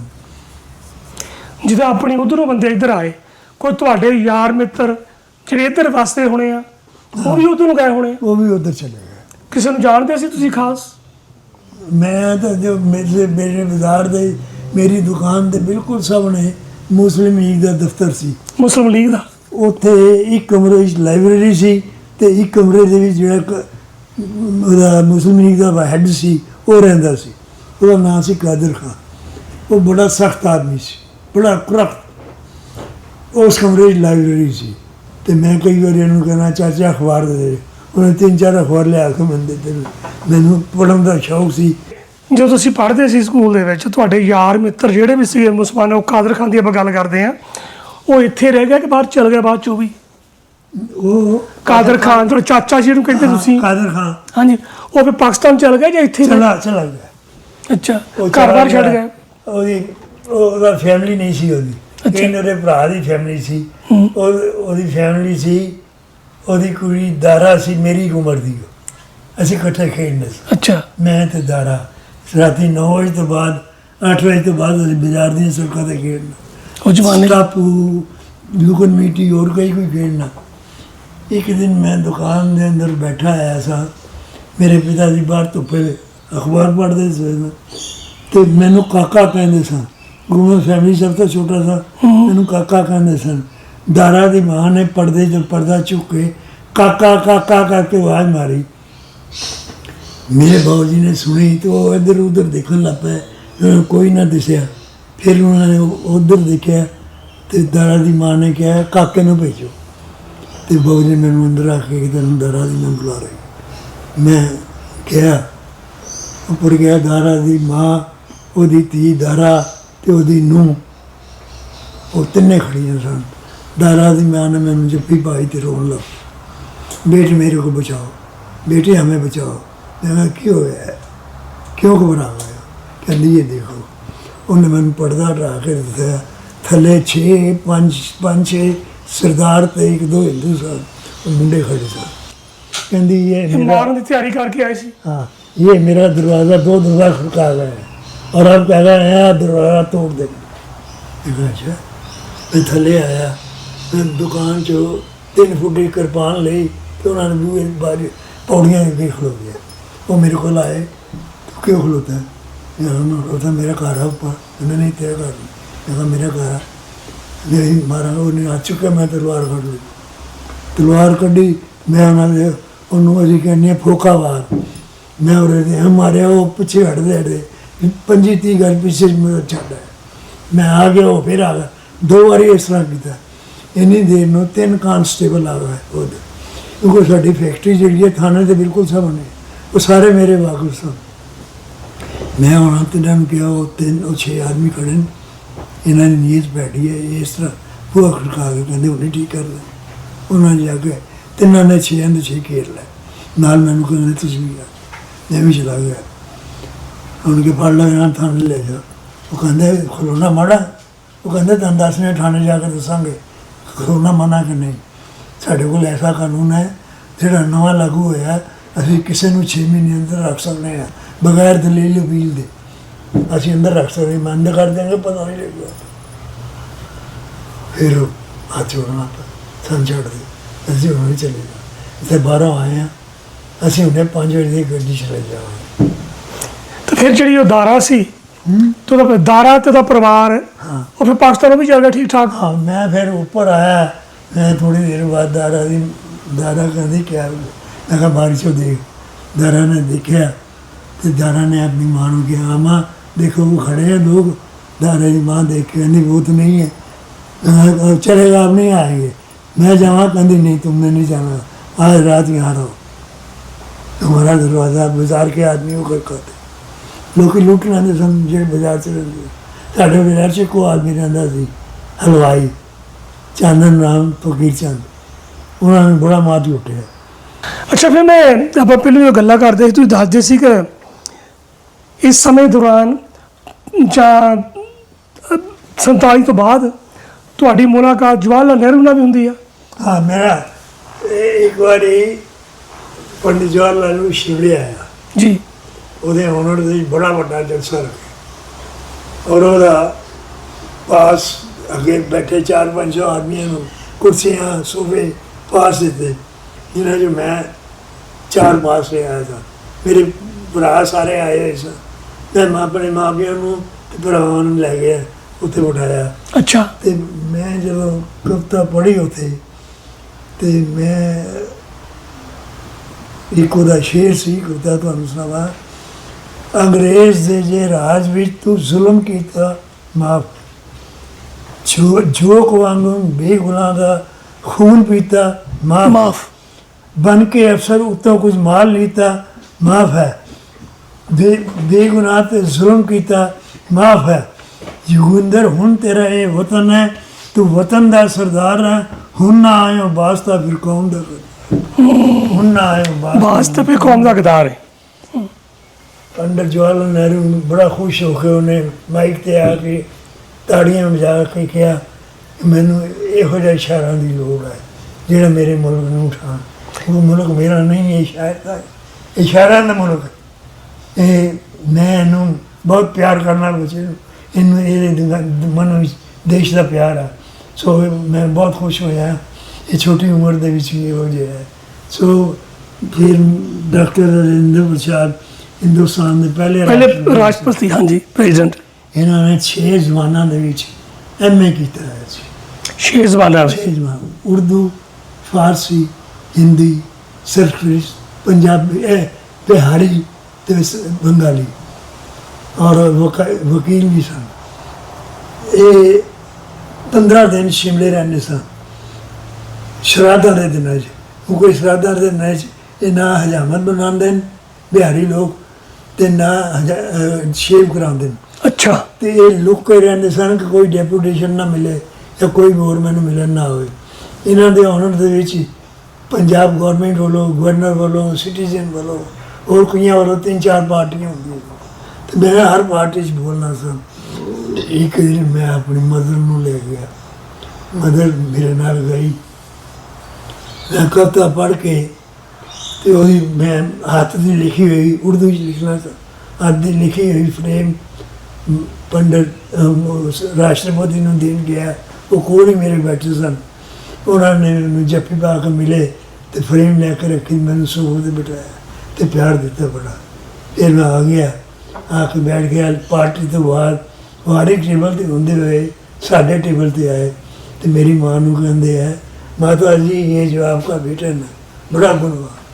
माँ कहते जी तो दरवेश, इसको कुछ पता नहीं क्या हो रहा है, इसको ये भी नहीं पता मैंने रोटी खाई है कि नहीं खाई। दे दे तो खा लेता है, ना दे तो है नहीं। कपड़ों का नहीं पता, कपड़े मैं दूँ जो देती हूँ जैसे देती हूँ वैसे पहन लेता है। तो राष्ट्रपति ने किया माता जी ये जो दरवेश होते हैं इनको कुछ नहीं पता, ये दुनियादारी नहीं जानते, इनकी उसके साथ मुलाकात होती है। जब मेरा एक शेर है जब वृत्ति करे एकाग्र तो ऋषि महात्मा लगना है। अच्छा जब वृत्ति करे एकाग्र तो ऋषि महात्मा लगता है। महात्मा लगना है। शायर दे एक पर्दे में कई एटम बम लुके। ਬਾਪੂ ਜੀ ਫਿਰ ਤੁਸੀਂ 47 ਵੀ ਦੇਖ ਲਿਆ, ਫਿਰ ਮੁਲਕ ਆਜ਼ਾਦ ਹੋ ਗਿਆ, ਤੁਹਾਨੂੰ ਮੌਕਾ ਮਿਲਿਆ ਜਵਾਹਰ ਲਾਲ ਨਹਿਰੂ ਨੂੰ, ਰਜਿੰਦਰ ਪ੍ਰਸਾਦ ਨੂੰ ਮਿਲਣ ਦਾ। डॉक्टर जाकिर हुसैन ही मिल गया। अच्छा ये कदों की गल? वो दूसरे राष्ट्रपति सन। हाँ जी ਜ਼ਾਕਿਰ वो हुसैन। अलीगढ़ यूनिवर्सिटी के वाइस चांसलर से जी जी बहुत सुलझे हुए इंसान सर। ਉਹਨਾਂ ਤੁਹਾਡੀ ਮੁਲਾਕਾਤ मैं ਕਿਵੇਂ ਹੋਈ? उन्होंने एक कविता पढ़ी जदा तो उन्होंने मैंने बुलाया। मैं अच्छा। गया तो उन्होंने एक उर्दू का मुहावरा है, आप लिखते हो कि कहते हो। अच्छा दोनों आप लिखते हो दोनों- कि कहते हो? दोनों- आप मीर साहब आप लिखते हो कि कहते हो? मैं कहा मैं कहता हूँ। नहीं, शाबाश। ठीक, इसको कोई कोई समझता है, सब नहीं समझते। बहुत प्यार मैंने प्यार किया, तो बहुत सियाना आदमी सी वो। ਜੀ। ਤੇ ਫਿਰ ਜਦੋਂ ਤੁਸੀਂ ਹੁਣ ਆਪਣੇ ਕੰਮਾਂ ਕਾਰਾਂ 'ਚ ਪੈ ਗਏ, ਤੁਹਾਡਾ ਵਿਆਹ ਵੀ ਹੋ ਗਿਆ, ਤੁਹਾਡੇ ਬੱਚੇ ਵੀ ਹੋ ਗਏ, ਤੁਹਾਡੇ ਕਿੰਨੇ ਬੱਚੇ ਨੇ ਹੁਣ? 2 लड़के। ਇੱਕ ਤਾਂ ਸਾਡੇ ਨਾਲ ਬੈਠੇ ਨੇ ਜਸਵਿੰਦਰ ਸਿੰਘ ਜੀ। ਮੈਂ ਕਿਹਾ ਤੁਹਾਨੂੰ ਤਾਂ ਨੀਂਦ ਤਾਂ ਨਹੀਂ ਆ ਕੇ ਬੈਠੇ ਨੂੰ ਵੀ ਮੈਨੂੰ ਬਿਠਾਇਆ ਕੋਈ ਗਲਤ ਕੋਈ ਕੀਤੀ ਨਹੀਂ। 1957 जो है बल्कि मन मेरा खुश हो रहा है जो चीज़ें दस रहे हैं, ਹਾਂਜੀ रिवाइव हो रही है मेरे अंदर द्वारा। जी। कई बारी सुनी है तो अच्छा लगता है सुन के कि हिस्ट्री नाल किस तरह जुड़े हुए हैं तो इन्होंने कैसा टफ टाइम देखा तो हुण असी किस अच्छे कंडीशन च गए हैं। ਜੀ। ਫਿਰ ਤੁਸੀਂ ਜੋ ਪਹਿਲਾਂ ਬਾਪੂ ਜੀ ਇੱਥੇ ਆਉਂਦੇ ਕਿ ਪਹਿਲਾਂ ਤੁਸੀਂ ਇੱਥੇ ਆਉਂਦੇ ਆਸਟ੍ਰੇਲੀਆ 'ਚ? ਸਭ ਤੋਂ ਪਹਿਲਾਂ ਮੇਰਾ ਛੋਟਾ ਬ੍ਰਦਰ ਆਇਆ ਸੀਗਾ ਇੱਥੇ 2000 ਵਿੱਚ ਆ ਗਿਆ ਸੀਗਾ ਅੱਛਾ ਤੇ ਅਸੀਂ ਇਹਨਾਂ ਨੂੰ ਕਦੀ ਇਕੱਲੇ ਨਹੀਂ ਛੱਡਿਆ। ਜੇ ਮੈਂ ਆਸਟ੍ਰੇਲੀਆ ਆਇਆ ਤੇ ਨਾਲ ਲੈ ਕੇ ਆਇਆ, ਜੇ ਇੰਡੀਆ ਗਿਆ ਤੇ ਇਹਨਾਂ ਨੂੰ ਨਾਲ ਲੈ ਕੇ ਜੀ। ਆਇਆ। ਪਹਿਲਾਂ ਮਦਰ ਵੀ ਆਂਦੇ ਸੀ, 2015 ਵਿੱਚ ਉਹਨਾਂ ਦੀ ਡੈਥ ਹੋ ਗਈ ਸੀ। ਆਮ ਸੌਰੀ ਟੂ ਹੀਅਰ। ਤੇ ਮੈਨੂੰ ਇੱਥੇ ਆਇਆ ਕੋਈ 9 ਸਾਲ 10 ਸਾਲ ਹੋ ਗਏ। ਹੋ ਗਿਆ। ਅੱਛਾ ਤੁਸੀਂ ਕੀ ਕਰਦੇ ਹੋ ਇੱਥੇ? ਮੈਂ ਪਹਿਲਾਂ ਇੱਕ ਕੰਪਨੀ ਵਿੱਚ ਕੰਮ ਕਰਦਾ ਸੀਗਾ, ਮੈਨੇਜਮੈਂਟ ਕੰਸਲਟੈਂਟ। ਫਿਰ ਉਹ ਕੋਵਿਡ ਆਇਆ, ਜੌਬ ਚਲੀ ਗਈ। ਫਿਰ ਉਸ ਤੋਂ ਬਾਅਦ ਬਿਜ਼ਨਸ ਕੀਤਾ, ਫਿਰ ਉਹਦੇ ਚੋਂ ਮੈਂ ਬਾਹਰ ਆ ਗਿਆ।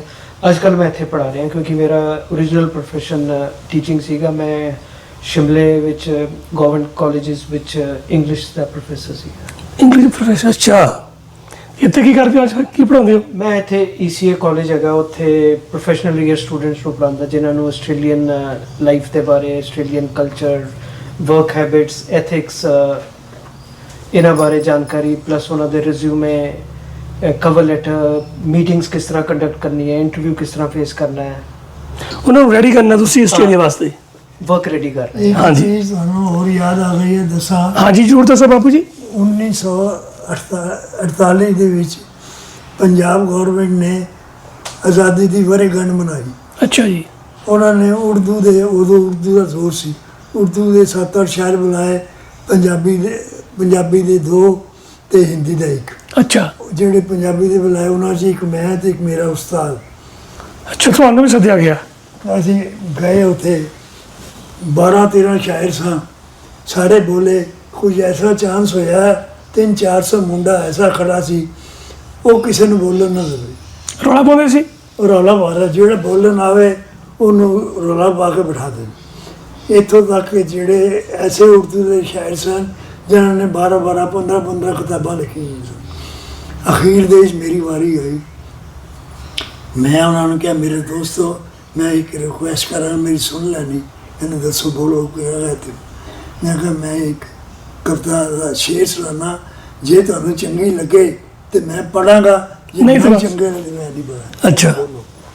ਮੈਂ ਇੱਕ ਸ਼ੇਰ ਪੜਿਆ ਕਿ ਲਈ ਆਜ਼ਾਦੀ ਇਸੇ ਲਈ ਕਿ ਭੁੱਖੇ ਢਿੱਡ ਹੋ ਜਾਵਾਂਗੇ, ਸੜਕਾਂ ਦੇ ਉੱਤੇ ਬਹਿ ਕੇ ਤੇ ਫਿਰ ਢੋਲਾ ਮਾਈਆ ਗਾਵਾਂ।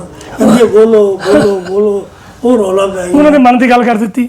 48 ਦੀ ਹਾਂਜੀ ਮੈਂ ਫਿਰ ਜਿਹੜੀ ਕਵਿਤਾ ਮੈਂ 3-4 ਮਿੰਟ ਚ ਮੁਕਾਣੀ, ਜੋ 12-13 ਮਿੰਟ ਚ ਮੁਕਾਈ। ਅੱਛਾ ਉਹ ਸਨ ਵਹੀਦਾ ਰਹਿਮਾਨ, ਗੁਰੂ ਦੱਤ, ਰਹਿਮਾਨ ਖਾਨ, ਜੌਨੀ ਵਾਕਰ ਤੇ ਗਵਰਨਰ ਪੰਜਾਬ ਦਾ CPN ਸਿੰਘ ਹੁੰਦਾ ਸੀ।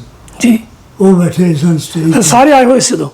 ਵਹੀਦਾ ਰਹਿਮਾਨ ਤੇ ਕਾਫੀ ਮਸ਼ਹੂਰ ਹੋ ਚੁੱਕੀ ਸੀ ਫਿਲਮ ਸਟਾਰ। ਹਾਂਜੀ ਵਹੀਦਾ ਰਹਿਮਾਨ ਕਾਫੀ ਮਸ਼ਹੂਰ ਫਿਲਮ ਸਟਾਰ ਹੋਈ ਹੈ। ਹਾਂਜੀ, ਰਹਿਮਾਨ ਸੀਰੀਅਸ ਐਕਟਿੰਗ ਕਰਦਾ ਸੀ। ਜੀ। ਵਹੀਦਾ ਰਹਿਮਾਨ ਸੀ। ਵਹੀਦਾ ਰਹਿਮਾਨ ਨੇ ਮੇਰੇ ਕੋਲ ਦਸਖਤ ਵੀ ਹੈ ਨਾ ਉਹਦਾ। ਅੱਛਾ ਆਟੋਗ੍ਰਾਫ ਉਹਨਾਂ ਦੇ। ਉਹਨੇ ਮੇਰੀ ਕਾਪੀ ਤੇ ਲਿਖਿਆ ਸੀ। ਉਹਨੇ ਇੱਕ ਸ਼ੇਰ ਵੀ ਲਿਖਿਆ ਗੁਰੂ ਦੱਤ, ਤੰਗ ਆ ਚੁਕੇ हैं कश्मे कशे जिंदगी से हम, ਅੱਛਾ ठुकराना दे बेदिली से जमाने को हम, लाऊं कहाँ से रात्रि खुशी 1:30 को, बजे। देंगे वही जो पाएंगे जमाने से हम। ਵਾਹ ਵਾਹ। ਰਾਤੀ 1:30 ਵਜੇ ਮੁਸ਼ਾਇਰਾ ਖਤਮ ਹੋ ਗਿਆ। ਮੈਨੂੰ 2 ਵਾਰੀ ਬੁਲਾਇਆ। ਅੱਛਾ ਬਾਪੂ ਜੀ, ਹੁਣ ਤੁਸੀਂ ਆਪਾਂ ਗੱਲਾਂ ਕਰਦੇ, ਤੁਸੀਂ ਕਿਤਾਬਾਂ ਲਿਖੀਆਂ ਬੜੀਆਂ, ਤੁਸੀਂ ਪੰਜਾਬੀ ਦੀ ਕਵਿਤਾ ਵੀ ਲਿਖੀਆਂ, ਪਰ ਜਿਹੜੀ ਤੁਹਾਡੀ ਰਾਈਟਿੰਗ ਸੀ, ਲਿਖਦੇ ਤੁਸੀਂ ਉਰਦੂ ਦੇ ਵਿੱਚ ਸੀ, 'ਦੇਖਣਾ ਮੈਂ ਪਰਚਨ ਸਕ੍ਰਿਪਟ। ਤੇ ਹੁਣ ਫਿਰ ਕਿੱਦਾਂ ਜਿੱਦਾਂ ਪੰਜਾਬੀ ਦੀ ਸਕ੍ਰਿਪਟ ਲਿਖ ਲੈਂਦੇ ਹੋ? ਪੰਜਾਬੀ ਚ ਵੀ ਮੈਂ ਲਿਖ ਲੈਣਾ। ਹੁਣ ਲਿਖ ਲੈਂਦੇ ਹੁਣ ਗੁਰਮੁਖੀ ਮੈਂ ਵਿੱਚ? ਪੰਜਾਬੀ ਚ ਇੱਥੇ ਲਿਖਣਾ ਪਿਆ। ਹਾਂਜੀ ਹੁਣ ਤੁਹਾਡੀਆਂ ਦੇਖਦਾ ਸੀ ਮੈਂ ਕੈਮਰਾਮੈਨ ਨੂੰ ਵੀ ਕਹੂੰਗਾ ਕਿ ਅਸੀਂ ਬਾਅਦ ਚ ਫੋਟੋ ਖਿੱਚਿਓ। ਇਹ ਤਾਂ ਤੁਹਾਡੀ ਪੰਜਾਬ ਦੇ ਆਈ ਜੀ ਨੂੰ ਵਿਦਾ ਕੀਤਾ ਸੀ ਤੇ ਮੈਨੂੰ ਉਹਨਾਂ ਨੇ ਬੁਲਾਇਆ, ਅੱਛਾ, ਆਈ ਜੀ ਪੰਜਾਬ ਦੇ। ਇਹ ਮੈਨੂੰ ਨਹੀਂ ਪਤਾ ਤੁਸੀਂ ਕੀ ਲਿਖਿਆ, ਪਰ ਜੋ ਲਿਖਿਆ ਦੇਖਣ ਨੂੰ ਸੋਹਣਾ ਬਹੁਤ ਲੱਗਦਾ, ਸਫਾਈ ਬਹੁਤ ਆ ਰਾਈਟਿੰਗ ਦੀ, ਜਿਵੇਂ ਟਾਈਪ ਕੀਤਾ ਹੁੰਦਾ। ਉਹਦੀ ਕਿਰਪਾ ਹੈ। ਹਾਂਜੀ, ਡੇਟਾ ਵੀ ਪਾ- ਇਹ ਸਭ ਦੇ ਪਿੱਛੇ ਮੇਰੀ ਮਾਂ ਦਾ ਹੱਥ ਹੈ। ਅੱਛਾ, ਮੇਰੀ ਮਾਂ ਨੂੰ ਬੜੀਆਂ ਬੋਲੀਆਂ, ਬੜੇ ਗੀਤ, ਬੜਾ ਕੁਝ ਯਾਦ ਸੀ। ਉਹ ਸਵੇਰੇ 4 ਵਜੇ ਉੱਠ ਕੇ ਗੁਰਬਾਣੀ ਦੇ ਪਾਠ ਸ਼ੁਰੂ ਕਰਦੇ। ਤੁਹਾਡੀ ਜੋ ਡੀਐਨਏ ਸੀ ਨਾ, ਹਾਂਜੀ, ਇੱਕ ਤੁਹਾਨੂੰ ਤੁਹਾਡੇ ਡੀਐਨਏ ਦੇ ਵਿੱਚ ਸਾਰਾ ਕੁਝ। ਤੁਸੀਂ ਸੁਣੋਗੇ 18-19 ਸਾਲ ਦੀ ਉਮਰ ਜਿਹੜੀ ਹੁੰਦੀ ਹੈ ਨਾ ਇਨਸਾਨ, ਇਹ ਬੜੀ ਖਤਰਨਾਕ ਹੁੰਦੀ ਹੈ। ਹਾਂਜੀ, ਇਸ ਉਮਰ 'ਚ ਜਾ ਕੇ ਉਹ ਕਿਸੇ ਨੂੰ ਕੋਈ ਨਹੀਂ ਸਮਝਦਾ। ਨਾਲੇ ਇਦਾਂ ਨਾ ਇਹ ਡਿਪੈਂਡ ਕਰਦਾ ਗਾਈਡ ਤੁਹਾਨੂੰ ਕੌਣ ਕਰਦਾ। ਸਹੀ ਪਾਸੇ ਗਾਈਡ ਹੋ ਗਏ ਤਾਂ ਤੁਸੀਂ ਚੰਗੇ ਇਨਸਾਨ ਬਣ ਜਾਓਗੇ, ਮਾੜੇ ਪਾਸੇ ਪੈ ਗਏ ਤਾਂ ਚੰਗੇ ਕਿਸੇ ਮਾੜੀ ਦੀ ਆਦਤ- ਗੱਲ ਨਹੀਂ ਸੁਣਦਾ। ਹੂੰ, ਇਹ ਉਹ ਹਾਲ ਮੇਰਾ ਸੀ। ਹਾਂਜੀ, ਮੈਨੂੰ ਮਾਂ ਚੰਗੀ ਕਹੇ ਤੇ ਮੈਂ ਮੰਦੀ ਸਮਝਦਾ, ਮੰਦੀ ਕਹੇ ਮੈਂ ਤਦ ਹੀ ਮੰਦੀ ਸਮਝ। ਅੱਛਾ ਬਾਪੂ ਜੀ, ਉਹ ਇੱਕ ਦਿਨ ਉਹ ਮੈਨੂੰ ਇੱਕ ਗੱਲ ਕਹਿੰਦੀ ਸੀ ਹਾਂਜੀ, ਕਿ ਅੰਬੜੀ ਲਾਵੇ ਚੰਬੜੀ, ਫਿਰ ਅੰਬੜੀ ਦੀ ਅੰਬੜੀ, ਕਿ ਮਾਂ ਚੰਬੜੀ ਵੀ ਲੜਵੇ ਨਾ ਮਾਂ ਮਾਂ ਹੀ ਲੈਂਦੀ। ਮੈਂ ਇਹਦੀ ਬੜੀ ਖਿਜ ਆਵੇ, ਇਹ ਰੋਜ਼ ਕਹਿੰਦੀ ਹੈ। ਇੱਕ ਦਿਨ ਮੈਂ ਮੇਰੇ ਮੂੰਹ ਆਪੇ ਨਿਕਲ ਗਿਆ ਕਿ ਪੁੱਤ ਪੁੱਟੇ ਗੁੱਤ, ਫਿਰ ਪੁੱਤ ਦਾ ਪੁੱਤ। ਚਲੋ ਜਵਾਬ ਸੋਹਣਾ ਦੇ। ਪੁੱਤ ਦਾ ਪੁੱਤ, ਪੁੱਟੇ ਗੁੱਤ, ਫਿਰ ਪੁੱਤ ਦਾ ਪੁੱਤ। ਕਹਿੰਦੀ ਕਸਮ ਨੂੰ ਖਾਣਾ ਉਹਦਾ ਸ਼ਾਇਦ ਕੋਈ ਜਿਆਦਾ ਹੋ ਗਿਆ। ਅੱਛਾ ਵੀ ਬਾਪੂ ਜੀ, ਆਹ ਹੁਣ ਤੁਸੀਂ 4 ਕਿਤਾਬਾਂ ਲਿਖ ਚੁੱਕੇ ਹੋ ਗੁਰਮੁਖੀ ਦੇ ਵਿੱਚ, ਪੰਜਾਬੀ ਦੇ ਵਿੱਚ। ਇੱਕ ਦਿਨ ਤਾਂ ਮੇਰੇ ਇਹ ਦੋ ਤੁਰਕੀ, ਤਾਂ ਇਹ ਨੇ, ਇੱਕ ਜਿਹੜੀ ਤੀਸਰੀ ਛਪਦੀ ਪਈ ਹੈ ਅੱਛਾ, ਉਹ ਹੈ ਜਿਹਦੇ 'ਚ ਮੇਰੇ ਜਿਹੜੀਆਂ ਤੁਹਾਨੂੰ ਗੱਲਾਂ ਸੁਣਾਈਆਂ ਨੇ, ਉਹ ਸਾਰੀਆਂ ਤੇ ਹੋਰ ਵਕਤ ਦੇ ਹਾਲਾਤ, ਹਾਂ, ਤੁਹਾਡਾ ਇੱਕ ਤਰ੍ਹਾਂ ਸਫਰਨਾਮਾ ਹੈ। ਉਹ ਸਫਰ ਨਾ ਜ਼ਿੰਦਗੀ ਨਾਮਾ। ਹਾਂਜੀ, ਆਪ ਬੀਤੀ ਜਗ ਬੀਤੀ। ਜੱਗ ਬੀਤੀ ਹੈ, ਇਹ ਕਿਤਾਬ ਛਪ ਰਹੀ ਹੈ। ਹਾਂਜੀ, ਇਹ ਕਰੰਟ ਹੋ ਰਹੀ ਹੈ। ਕਦੋਂ ਕਰ ਰਹੀ ਕੋਈ ਲੋਕਾਂ ਕੋਲੋਂ ਸੁਣੀਆਂ ਮਹੀਨੇ ਹੋਈਆਂ, ਦਿਨ ਲੱਗੇਗਾ ਇਹ। ਅਜੇ ਲੱਗੇਗਾ ਟਾਈਮ। ਹਾਂਜੀ, ਜ਼ਰੂਰ ਦੱਸਣਾ ਜਦੋਂ ਆਈ ਕੋਈ ਕਿਤਾਬ। ਤੁਹਾਡੀਆਂ ਕੋਲੋਂ ਸੁਣੀਆਂ, ਕੁਝ ਮੇਰੇ ਨਾਲ ਵਾਪਰੀਆਂ, ਹਾਂਜੀ, ਕੋਈ ਛੋਟੀਆਂ ਮੋਟੀਆਂ ਬੜੀਆਂ ਵਾਰਦਾਤਾਂ ਲਿਖੀਆਂ। ਹੂੰ।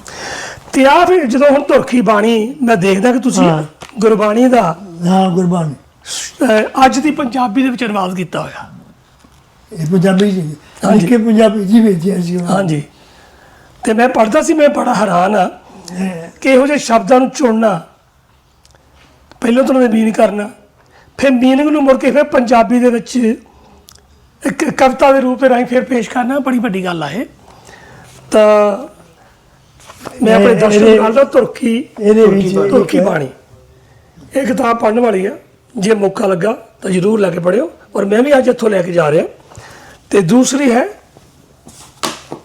ਰਵਾਬ ਦੇ ਸੁਰ, ਇਹ ਕਵਿਤਾ ਹੋ ਇਹ ਕਵਿਤਾਵਾਂ ਦਾ ਸੰਗ੍ਰਹਿ, ਇਹ ਵੀ ਤੁਸੀਂ ਜ਼ਰੂਰ ਪੜ੍ਹਨਾ। ਤੇ ਮੈਂ ਤਾਂ ਅੱਜ ਬੜਾ ਆਪਣੇ ਆਪ ਨੂੰ ਕਿਸਮਤ ਨਾਲ ਸਮਝਦਾ ਕਿ ਬਾਪੂ ਜੀ ਹੁਣ ਮਿਲਣ ਦਾ, ਉਹਨਾਂ ਤੋਂ ਜਿਹੜਾ ਅੱਖੀਂ ਦੇਖਿਆ ਉਹ ਇਤਿਹਾਸ ਉਹ ਆਪਾਂ ਸੁਣਿਆ, ਅੱਜ ਕਿਤਾਬਾਂ 'ਚ ਬੜਾ ਪੜ੍ਹਿਆ, ਪਰ ਅਸਲ ਕੀ ਹੋਇਆ ਇਹਨਾਂ ਦੇ ਕੋਲੋਂ ਅੱਜ ਸੁਣਿਆ ਕਿਵੇਂ ਇਹਨਾਂ ਦਾ ਇੱਕ ਚਾਚਾ ਸੀ ਮੁਸਲਮਾਨ ਕਾਦਰ ਖਾਨ, ਜਿਹਨੂੰ ਬੜਾ ਪਿਆਰ ਕਰਦਾ ਸੀ, ਉਹਨੂੰ ਬੜਾ ਪਿਆਰ ਕਰਦੇ ਸੀ, ਉਹ ਵੀ ਛੱਡ ਕੇ ਚਲ ਗਿਆ, ਪਾਕਿਸਤਾਨ ਜਾਣਾ ਪਿਆ, ਕੁਝ ਉੱਧਰੋਂ ਲੋਕ ਇੱਧਰ ਆਏ, ਇਹਨਾਂ ਦੀ ਕਹਾਣੀ ਦੱਸੀ ਆ।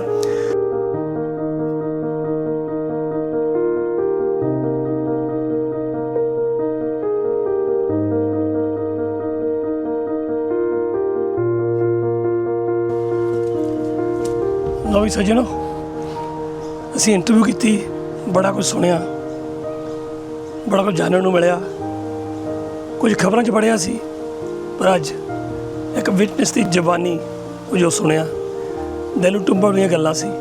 ਉਮੀਦ ਹੈ ਤੁਹਾਨੂੰ ਵੀ ਇਹ ਪ੍ਰੋਗਰਾਮ ਪਸੰਦ ਆਊਗਾ। ਮਿਲਦੇ ਹਾਂ ਅਗਲੀ ਵਾਰੀ, ਤਦ ਤੱਕ ਦਿਓ ਇਜਾਜ਼ਤ।